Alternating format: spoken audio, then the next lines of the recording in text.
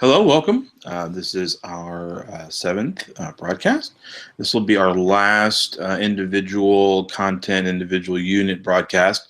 Next week, I'm going to talk some more about the test itself and talk about some things to consider as you are studying, as you are preparing, some things like that. So, awesome. So, today we're going to talk a little bit about agricultural. First of all. Um, I had something I was going to say, but I forgot. Never mind. All right. So we're talking a little bit about urbanization today. And urbanization has a lot of models. And one of the questions I often get is, which models do we need to know? And once again, you should be familiar with each different model and what it does and how it works and those kind of things. But in general, you need to know kind of the evolution of the models, how they're different, and what we can learn from them. Like, I don't know that they're going to ask a lot of questions about, where is the, you know, you know, the, middle income residential zones in this model. I don't know if they would do that, but they definitely might ask you to, say, hey, compare this model to this model, to this model, to this model. So we're going to talk a little bit about that today. Talk about the kind of some of the internal politics of urbanization and some things like that. So anyway, so that's kind of where we are. Once again, a lot of these resources are available at www.hgap5.com. I recommend that you go there in order to find those resources, see some of the videos that I've made, see some of the practice questions, especially with the test coming up in just a few weeks. Practice questions will be very important. Both the multiple choice and the practice writing.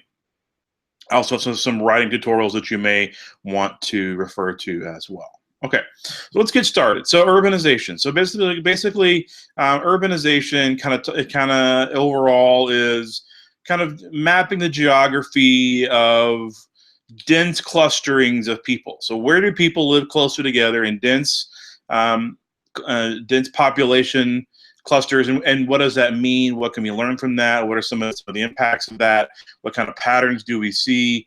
Things like that. So let's start with a little bit about some history in terms of urbanization.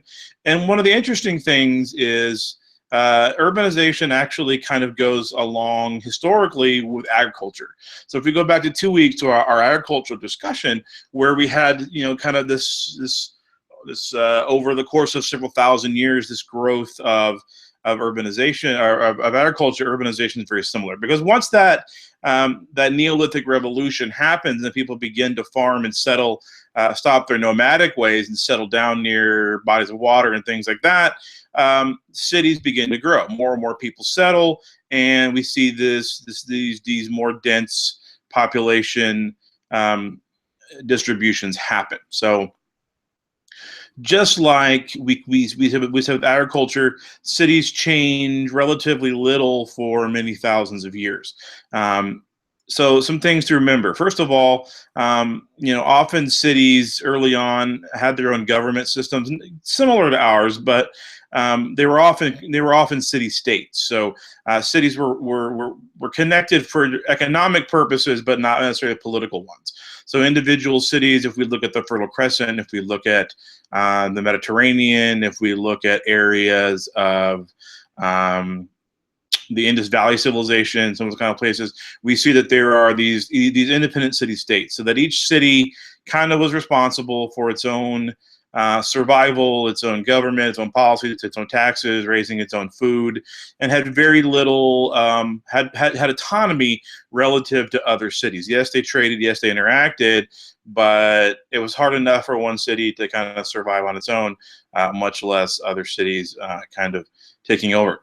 As time kind of rolls on, as we get into the classical era, the Greeks and Romans and the Han and the Maurya period, things like that, we begin to see these larger government structures combined. So, all right, so on and so forth. So based on this idea of city-states, and based on this idea of relative autonomous cities, one of the things that is very common within cities, especially up until probably the last 100 years, is that cities had to be defensible. You had to have ways to protect your city from other cities, if they chose to attack you, from nomadic peoples that might be, still living, hunting and gathering, and may decide that they need to attack your city and claim it for resource purposes. So groups like the Mongols or the Huns or things like that were definitely possibilities. One of the other things that you want to think about is that we think of cities today, modern cities, and we think of these big, tall buildings and these elaborate, wide streets and things like that. Those are also very relative developments. Historically, cities were very low in terms of buildings. So you might have 2, might have 3 stories. You wouldn't get much taller than that unless it was some kind of special building like a church or temple, something like that. Obviously, this is before elevators, so any additional, if you built up, you had to find a way to get yourself up and get supplies up. And so cities tended to be very, very, very flat and very low in terms of their altitude. That begins to change in the 19th and early 20th centuries when technology catches up and when population grows to a point that it becomes more economical to build up. And we'll talk a little bit more about that here in just a second. So, and just like with agriculture, urbanization really increases and changes with the Industrial Revolution, when you can build houses and you can build buildings much faster with much higher quality materials, when things like the elevator become possible, when you begin to see in the early part of the 20th century or late 19th century, when you begin to see steel reinforced buildings as opposed to buildings made completely of wood and cement, where the actual construction of these buildings is lighter and stronger and more efficient.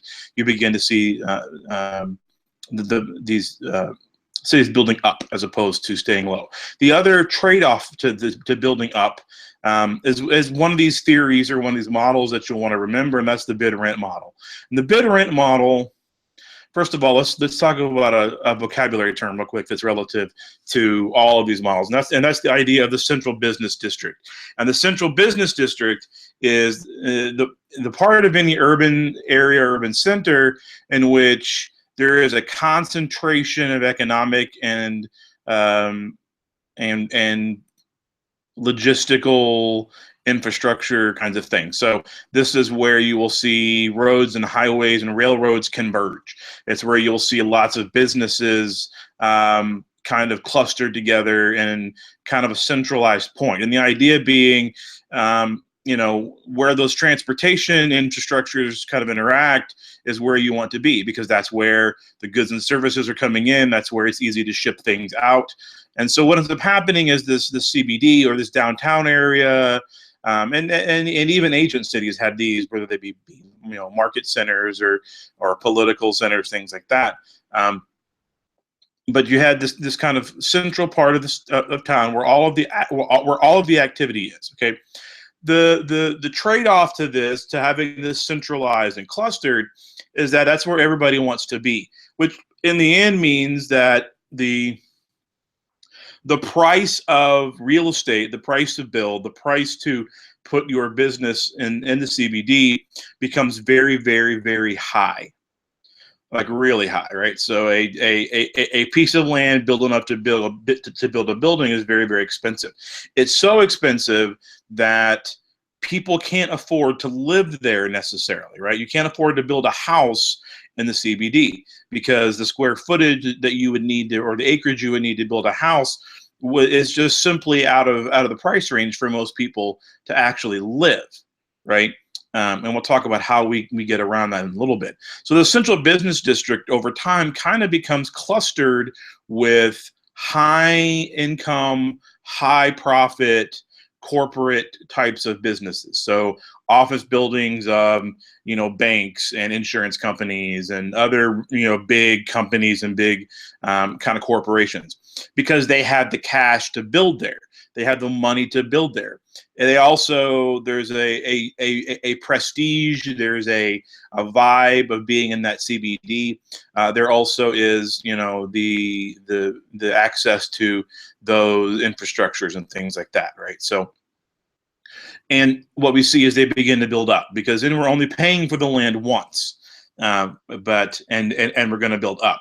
So if we were to kind of draw a circle around that CBD, to where that land value is so high and so expensive, where those corporations or big businesses cluster in that CBD. If we move out from that CBD, just like with the von Thunen model, we can kind of think of there being like a ring around that CBD where that clustering is, and that's where we begin to see like industries, like factories and things like that. And it's not that the factories don't want to be in the CBD, they do, but because factories require much more space, much more land, much more acreage, or their facilities are much larger, they simply can't afford to set up in the CBD. So they kind of cluster in this this band or circle around the CBD in those centralized areas. So what we're seeing is, as we're moving out, the property value is declining, which kind of determines who and where those types of businesses, kind of set up, right? So we start with very high values in the center. The next level out, we have, factories and manufacturing and things that require lots of real estate. And then finally, we get further out and we get to residential areas where individual people can afford to own, a small piece of land where they can build a home and things like that. But you have to get pretty far out to do that. And part of the reason why is that land's not as desirable to the factories, it's not as desirable to those big corporations, because it's further from those major transportation hub. It's further away from where all the infrastructure is there. So your transportation costs are higher. You just don't get the bang for your buck on those edges. But if you are an individual family or an individual single person, you can't afford to live in any of those other two areas because they're just too expensive. So the price kind of declines over time, and that changes the type of economic activity and the type of groups of people that kind of set up in those areas. So think about that bid rent being kind of like a three ring, not like a circus, but like three, interconnected or concentric circles going out from the center. And as you move out, you decline or you decrease in your economic activity and land value and things like that. Now, there are some exceptions to that. There are people that do live in the CBD, and that's because they will often live in multifamily types of arrangements where you may have a high-rise apartment building where the cost of the land value is not being absorbed by one person, but is spread out over many. So let's say that we build a 300 unit apartment building in downtown Dallas, where I live. Instead of one person trying to absorb the cost of all of that real estate or all of that acreage, like what happened on the edge in that outer ring, that cost is being diverted and spread out over many different people, right? So it's kind of a chunk of that. So people do live in the CBD, and that's becoming actually more common. So let's talk a little bit about who those people are and who those people are not. All right. So who lives in the central business district? Who lives in those center things? Well, a lot of it has to do with what are you looking for in a place to live? What are you looking for in a residence? What are you looking for in terms of the life that you want to lead? And what we've seen is that we have seen a resurgence of people living in the inner city in these CBD areas. Part of and this is a reaction from what happened after World War II. We'll talk about that progression here in just a second. So after World War II, you had a lot of people move out to the suburbs. They moved away from the central business district. They wanted to have their own house. They wanted to have their access to a more quiet, more idyllic life. The famous, Leave It to Beaver 1950s sitcoms where you've got everyone, has a white picket fence and a nice pink house and a swing and a big tree in the front yard. And everybody has this, right? And after World War II, the U.S. government really promoted this, right? They said, everybody, this should be our goal. This is the new American dream, is to live in these outer areas.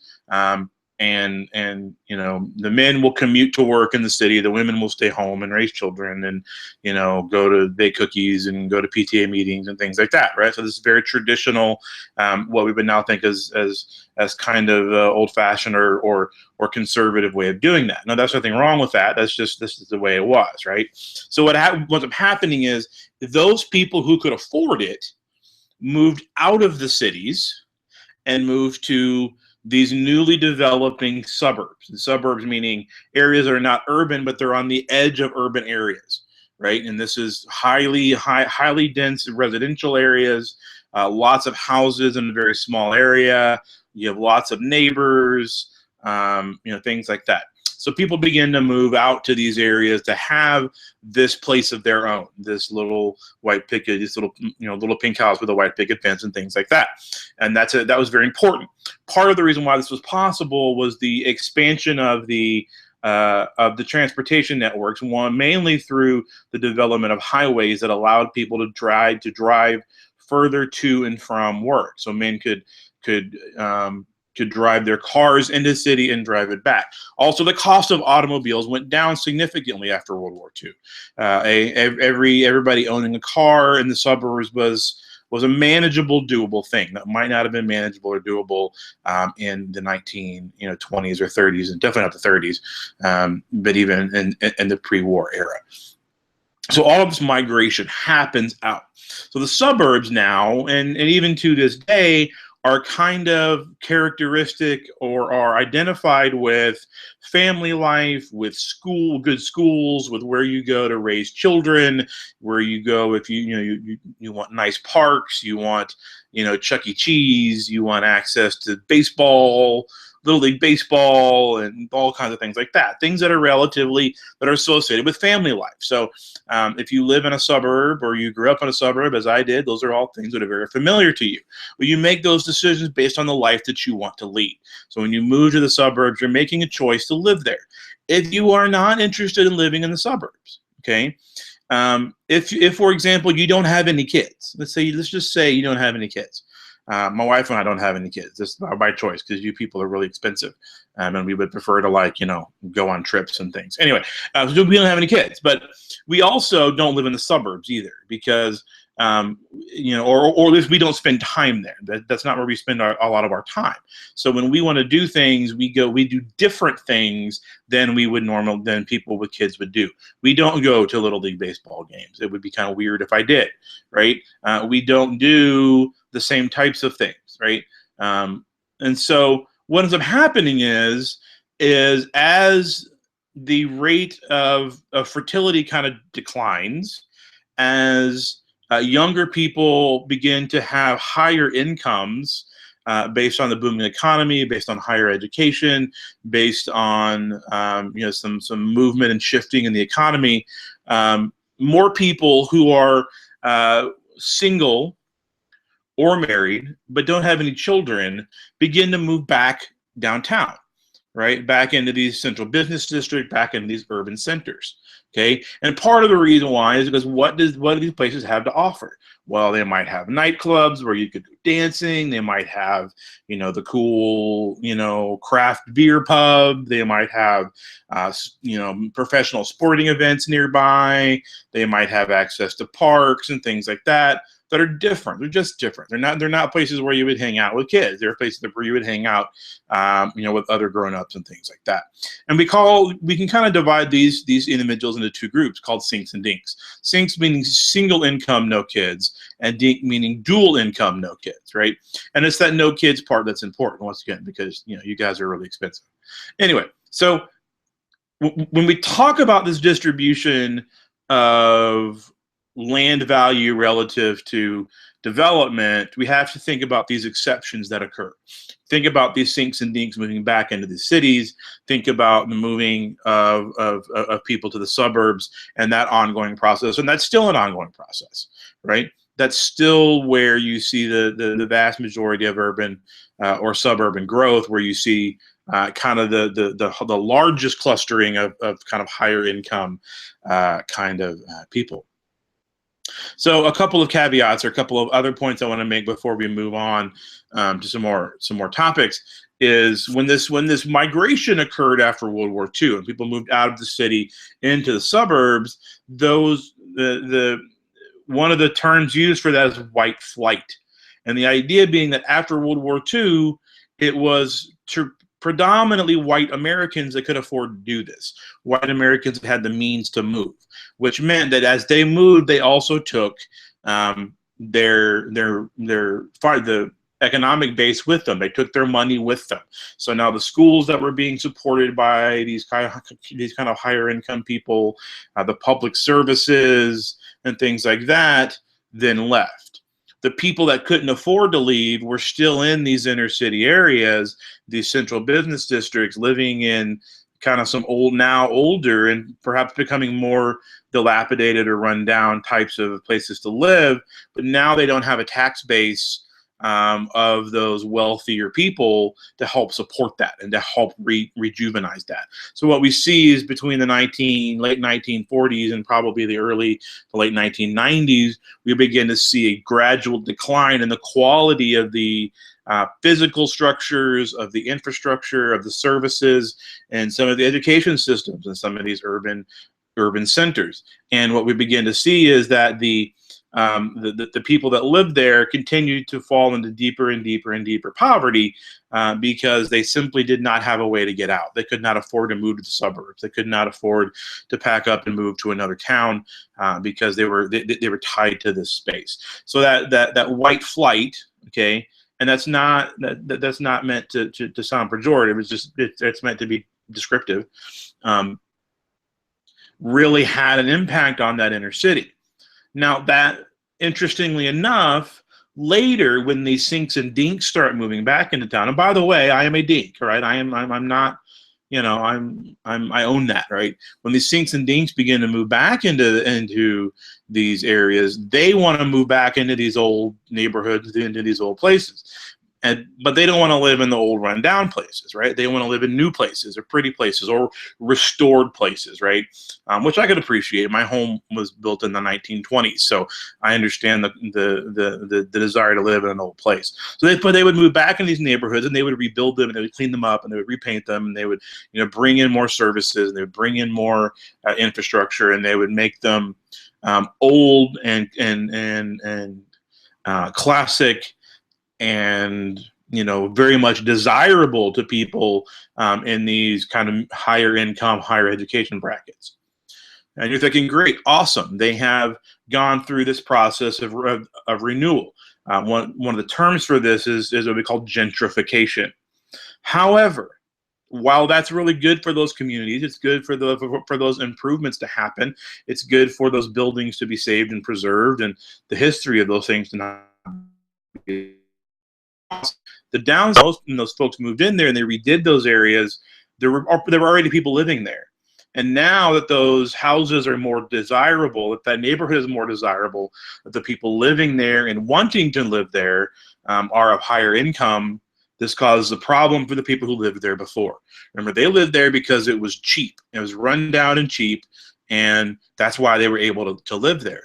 Well, when all of this transition happens, those folks now can't afford to live there. They can't afford the property taxes. They can't afford, to keep their house up to code or up to ordinances that may be put in place to maintain the quality of these homes after the fact. So a lot of this process of urban renewal and gentrification leads to the displacement of the residents that were there before, and they have to move someplace else. They have to live someplace else in order to be part of a community, because their old community, they can no longer live there. That's one of the downsides of this. Once again, as someone who really, as a historian, I appreciate the historical nature and the historical quality of that, but I also am sympathetic to those situations in which people have no choice but to leave their homes. One of the videos that we watch in my classes is called Flag Wars. And Flag Wars is about the conflict between gentrifying predominantly white upper middle class people in Columbus, Ohio, and the people that lived there before. And that's really interesting to me because my wife is from Columbus, Ohio. So whenever I first watched this documentary, I went to that neighborhood, which is called Old Town East, just southeast of downtown, and kind of saw the neighborhood. And it was interesting to see that. So there's a downside to this, and so we want to be very careful about getting a little carried away. So for those of you who live in Dallas, I know that I have some a lot of viewers from Louisville High School Harmon. Welcome back, guys. For example, I know that you guys went on a tour of Dallas recently as part of a field trip for Human Geography, looking at the urbanization unit. Some gentrified neighborhoods in Dallas might be places like Oak Lawn, Uptown, the Bishop Arts District, which is right on the edge of which is West Dallas, Bishop Arts. There's a couple of still well-maintained areas in what's called Oak Cliff in Southwest Dallas. Those are all gentrified neighborhoods. So mainly south and kind of east of downtown is where most of those areas are. So if you ever get a chance to go through those areas, you'll notice a lot of younger people, a lot of people of relatively upper income and upper educational levels living in these densely populated urban areas. Okay, all right. So those are some things to keep in mind about the patterns of kind of land value relative to where people move, with some things about migration. I want to take a couple of steps back because I feel like we jumped ahead and we skipped over some things in the middle that I really want to stress and talk about, right? So we talked about the Industrial Revolution and how urbanization really kind of picked up very rapidly during the Industrial Revolution. So one of the things to keep in mind is that, and this is, we're going to get into some models here, is that there becomes a relationship between the distribution of land and people within an urban area and transportation, access to transportation, right? So the first model that you probably learned was Burgess. And Burgess model was also called the concentric ring or the concentric zone model. And basically Burgess says that there are basically these circles of development that emanate out from the center, and they basically develop as far as people can walk, or as far as like horses and carriages can carry them, right? So not very big rings at all, right? What's also interesting about the Burgess model is that, and hope I'm not wrong about this, is that I believe that the wealthier people, the wealthier parts of town, were concentrated more towards the middle. As you moved out, kind of the income began to shift because you were further away from those central business districts, from where the work was done, and because transportation was limited, those kind of things happen. So that's going to be late 19th, early 20th century, that Burgess model. One of the really big things in the development of this distribution within cities has to do with the development of railroads. So when railroads come in, not just railroads in terms of to haul freight to and from factories, but also commuter rail. So basically what happens is factories would build along the railroad tracks because that's where was easier for them. The transportation cost was lower, the labor costs were lower. It was more efficient if they built factories near the railroads because they could bring in raw materials like timber or ore or iron or coal or things like that directly to the factories. And so what we began to see is a shifting from a concentric zone model, or the Burgess model, to what we call the Hoyt model, or I call the pie model, because it looks like little slices of pie. And basically these pie pieces start at the center in the CBD, and they kind of go out at an angle, just like a piece of pie does, along these railroads and these reliable transportation routes. But for the most part, those transportation routes at this time were railroads. Okay, and that gets us into probably the 1930s. At this point, there are cars, but they're still not the dominant form of transportation. Most people still live pretty densely populated in the middle, where they can walk or where they can take maybe a commuter train around town, a subway, or something like that. But you still don't have a lot of widespread distribution because people simply can't get into the CBD very rapidly yet. That really happens after World War II. So after World War II, something happens in that the manufacturing that happened during World War II in order to create enough supplies and materials to fight the war in Germany and Japan basically led major manufacturers after the war continued to manufacture goods at a very high rate, and people were willing to buy them. So we see this economic boom, and one of these economic booms affects the price of transportation, especially cars. So now people are able to have cars, and we can now build and live further away from that CBD. So we begin to see things like the multi-nuclei model.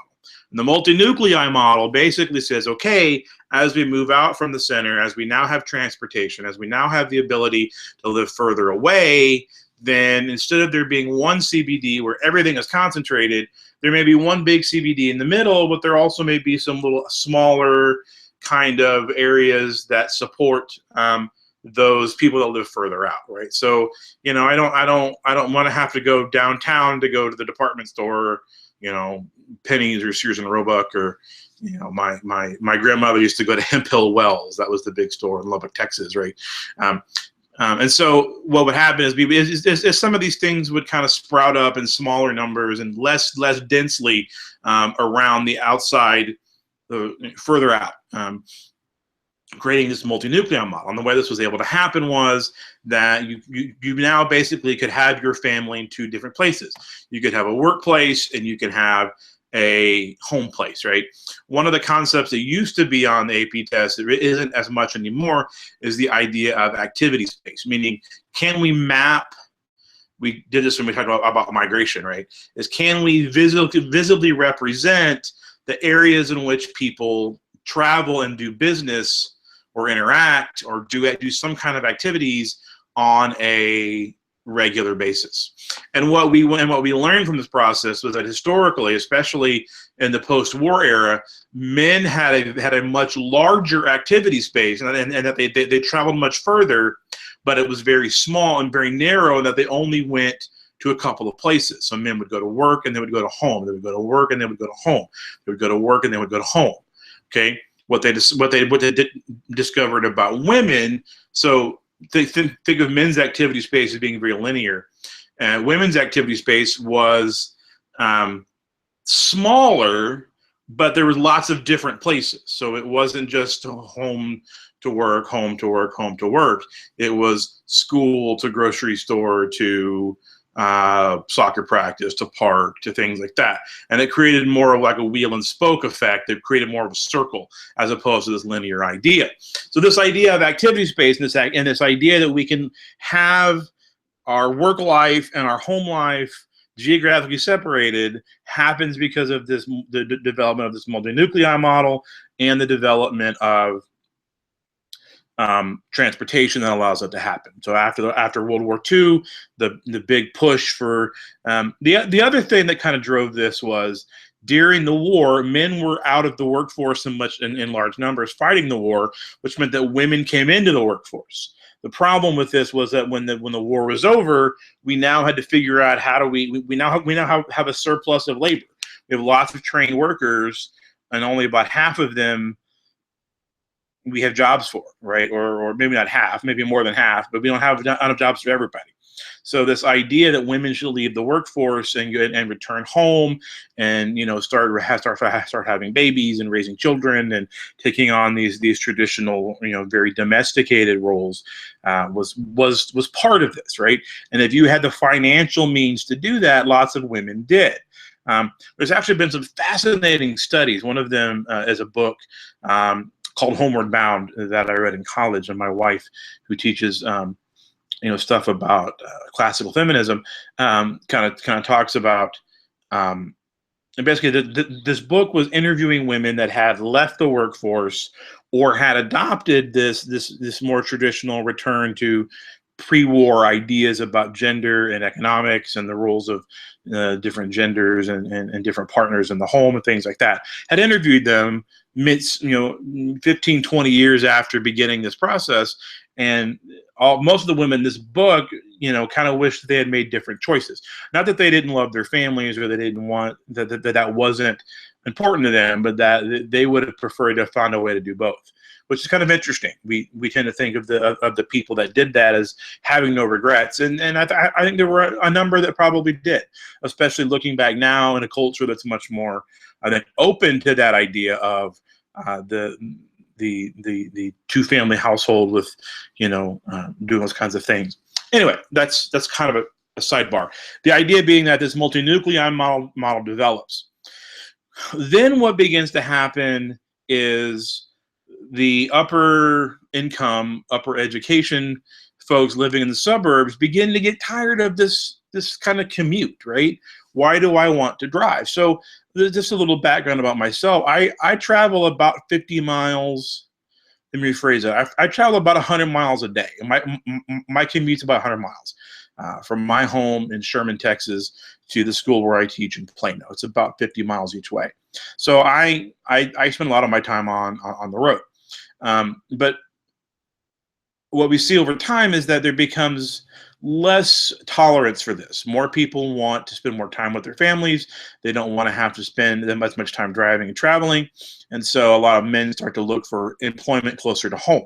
So what happens is companies begin to relocate from the central business district, from kind of the more densely populated parts of the big city, and they begin to move out. And they begin to the economic base moves out, so that we no longer have this kind of separation, but we have this more intense this shifting of economic activities from the dense to the less dense. And so this is when we end up seeing suburbs as not just being places to live, not just bedroom communities, but these fully functioning economic centers, right? Where the family doesn't have to leave the suburb. They don't have to go that far out to get things, right? So now, maybe the company that dad works for now has packed up and moved. And instead of it being a 45-minute commute on the highway, now maybe it's just 10 minutes down the road. Okay, it's interesting because that's a foreign concept to me. I've always lived kind of far from where I've worked, and I'll be watching, say, like House Hunters on HGTV, and they'll be like, "Oh, this is a 15-minute commute to work." I don't know about that. That seems pretty far to me. Which maybe it is. It's fine. I don't understand that because mine's much further than that anyway. But anyway, so this idea that the economics base begins to shift as well, and we begin to see the multi-nucleon model becoming more robust. We also begin to see what's called the urban realms model, where we just have this massive conglomeration of all of these densely populated places, all these densely populated suburbs on the edge of what used to be, the kind of common central part of town. One of the best examples of this is Southern California and the Los Angeles area, and just what a massive, sprawling area that is, right? So anyway, so that's kind of how the evolution of those models is important. So one of the things that you want to focus on is one, kind of what is that narrative, and what is the defining factor that kind of helps us understand those models. So continue to think about that relationship between land distribution and land value and access to transportation and those transportation patterns and that infrastructure and things like that. So continue to think about those types of things. All right, so we've only got a few more minutes, and I feel like I haven't really talked about that much, but maybe I have, I don't know. So kind of toss out some other concepts that you may want to think about and remember in terms of urbanization. One is the idea of what's called blockbusting,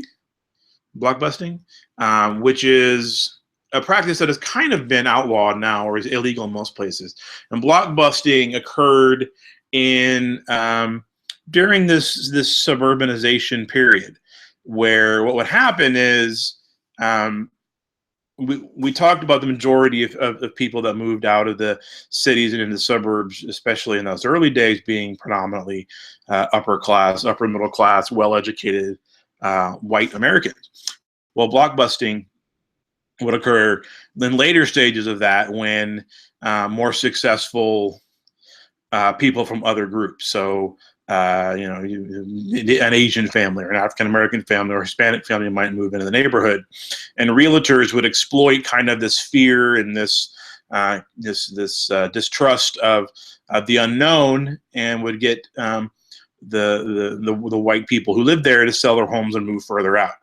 So it was a way to kind of exploit that for the profit of the real estate industry, but also for the building industry, right? So we're building a new subdivision 5 miles away. We need people to move in. Well, okay, we'll kind of exploit this. All right. Yeah. So a couple other things to keep in mind. Another model that I didn't talk about last week that I could have is Walter Christoller's central place theory. Central place theory, I think, is really, really cool. It's one of the coolest things that I have ever learned about geography. I just think it's really cool. So central place theory was developed by Walter Christoller, and Walter Christoller basically argues that there is a pattern and a predictable distribution of cities of various size, right? So small towns versus medium versus large versus mega cities, right? And that there is a distribution pattern to them. And basically, his argument is that these patterns are based on economic patterns and the types of things that you can do, or the needs of a community. Okay, so for example, everyone needs to eat. So every little town is going to have some kind of like mom and pop restaurant or a Dairy Queen, which I guess has kind of evolved into Sonic now, is the thing that every town in the South has now, right? No longer Dairy Queen. May have a pizza parlor. Everyone's got to eat, right? And it's all based on this idea of threshold and range. And threshold and range is how much economic activity, how many customers do I need in order to stay in business, and how far are my customers willing to travel to get my product, right?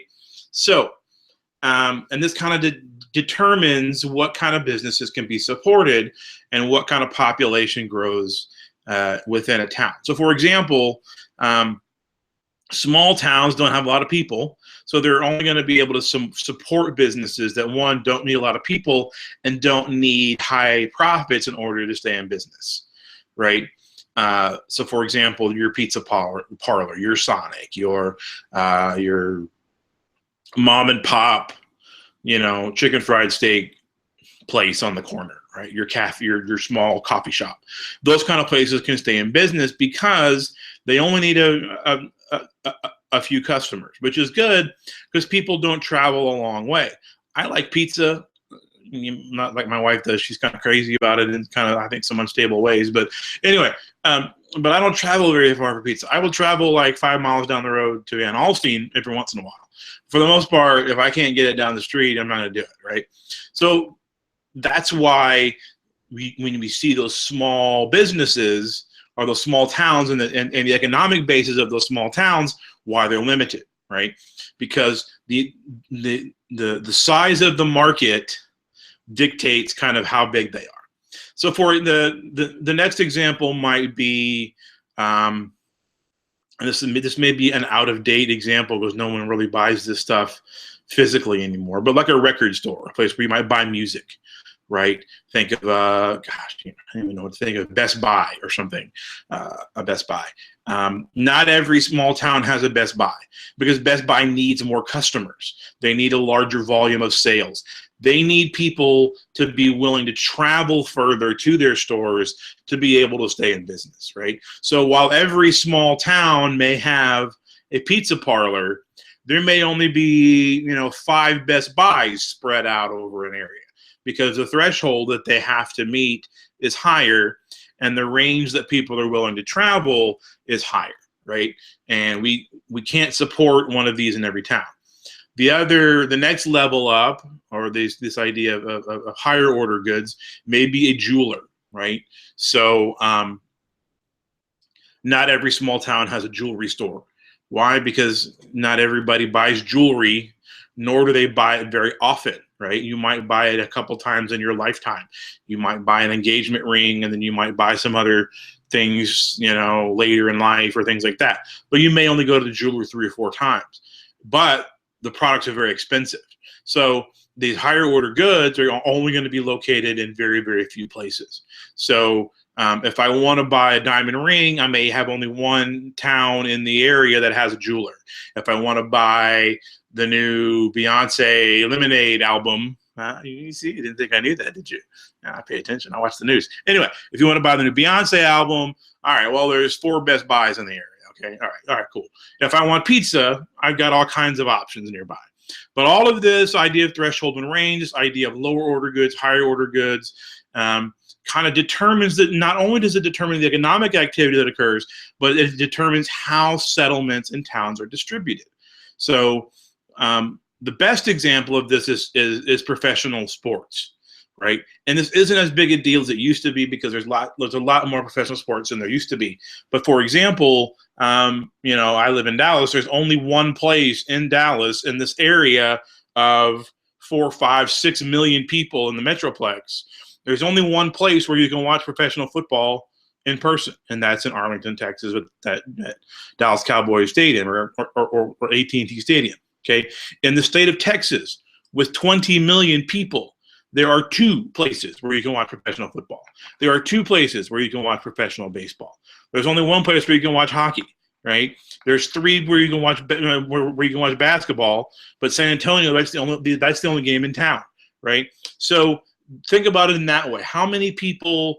How big does your market have to be for you to be able to support a higher order good like a major professional sports franchise, right? It has to be massive. You have to be able to draw in millions of customers in order to do that. You have to be able to draw in millions of people in Houston to be able to support the Texans, right? Now imagine what it takes to support 4 major franchises like we do here in Dallas. What kind of income base, what kind of threshold, and what kind of range does that require, right? So we get to these huge, huge cities in the U.S.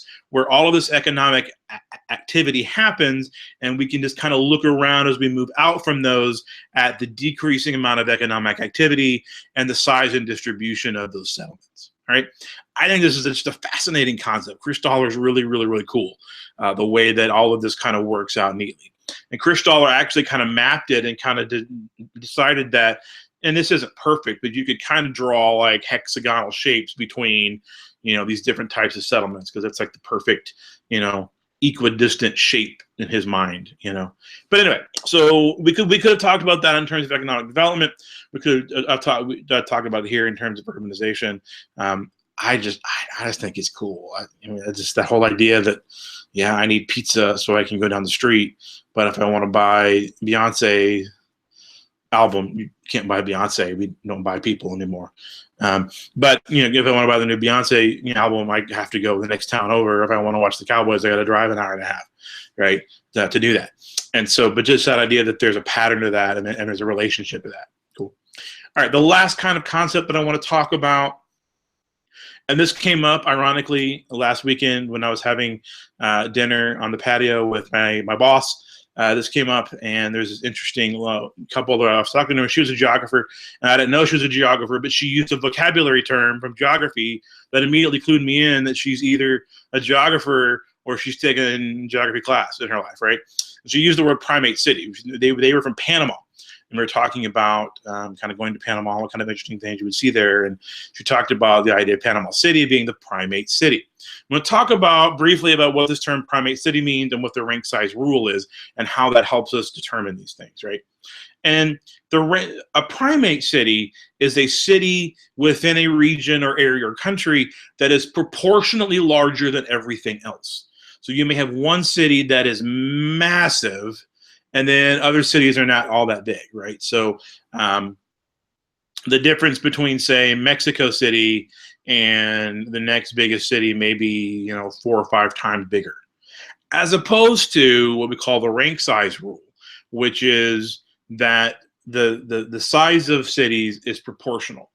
So, and what basically it is that the the nth ranked city is 1/nth of the previous city, right? So the largest city is what it is, right? So in the U.S., our largest city is New York City, right? And then then the second ranked city would be 1/2 of that, and the third ranked city would be 1/3 of that, and then the next city would be 1/4 of that, right? And that doesn't quite work in the terms of the United States because we have so many of these conurbations, or we have these massive urban areas that stretch out over multiple states and regions, and so sometimes getting those numbers is kind of harder.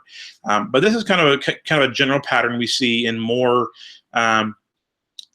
late developing or developed places, so like the U.S., like redeveloped parts of Europe, like things like that. And basically, the idea being that there's a more even distribution of economic resources, there's a more even distribution of population within these areas, as opposed to rank size rural cities where everything is clustered together. Now, and one of the kind of exceptions or caveats to this is it all depends on when the city would develop. So if we look at Paris and France, or Paris and London, those are primate cities. If you look at their population relative to everybody else, they are massive, right? I think that the second largest city in the UK is like Manchester, right? And it's nowhere near the size of London.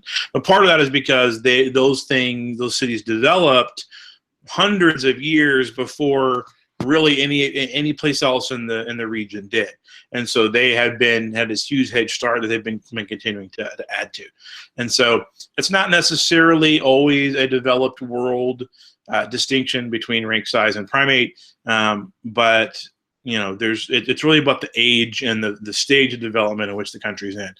As a general rule, though, developing countries tend to have these primate cities. And one of the downsides of these primate cities is that not only does it cluster the people and the economic activity, but it also clusters the political power, it clusters the cultural capital, and the physical, actual economic capital.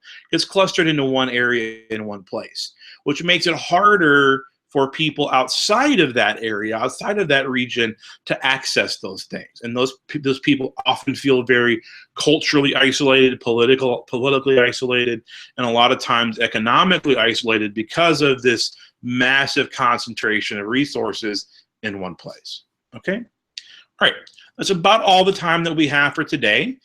We've been going about 50 minutes here, which is a little longer than I planned, but hey, we had a nice little chat about cities and stuff. So next week, I'm going to talk some about taking the test and what to expect, and some things that you will want to do to plan and prepare. What I will tell you, and I'll leave you with a few kind of pointers, since next week may be a little late to start. One is, don't wait till the last minute. Take 30 minutes a day, take an hour a day to study your vocabulary, study your models, study those relationships. Don't try to do it all at once, right? I encourage you to do some writing practice, even if you're just making outlines based on some of the sample questions that are out there. If you go to HGAP5.com, we have some of those. I have all of them, actually, and you have access to those. I encourage you to write a couple of essays a week moving forward. And now that we're only a few weeks out, you may want to write one a day.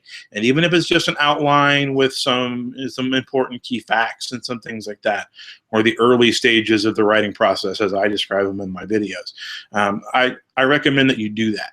All right, we'll talk more about studying, more about preparation, more about the test itself next week. And then after that, we're pretty much done. We'll be right up against it following that. So anyway, I hope you've gotten a lot out of this today. Please go to HGAP5.com and load up questions for next week, and we will see you then. Thanks. Bye.